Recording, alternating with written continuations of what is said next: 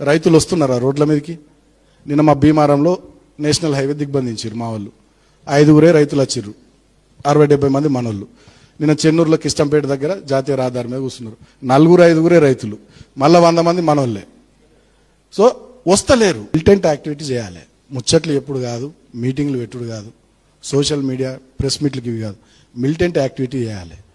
పెట్టురి మందవారి డివిజన్లో ప్రోగ్రామ్ పెట్టురి, పోయి మొత్తం జీఎం గారి ఆఫీస్ కాల పెడదాం, పోతే 1 నెల రోజులు జైలుకు.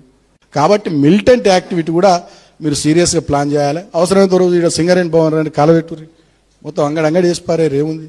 ఆ ఫీలింగ్ రావాలి, ఆ ఓనర్షిప్ రావాలి మన సంఘం మీద, మన నాయకత్వం మీద. కాబట్టి మిలిటెంట్ యాక్టివిటీ ప్లాన్ చేయరు. మన ఏరియాలో అన్ని రైల్వే లైన్లు ఉన్నాయి, కోసిపారే రోజు ఓ ప్రోగ్రామ్ పెట్టి రైలు రోకాన్ని పెట్టి రైలు కోసిపారే. సీరియస్ పైసలా? నువ్వు పని చేస్తే పైసలు అవే తండోపతండాలు తన్నుకుంటూ వస్తాయి. నువ్వు ఒక్కటి కాలబెట్టి ఎవడు ఇయ్యడు పైసలు. చూడు గిది ఉండాలి.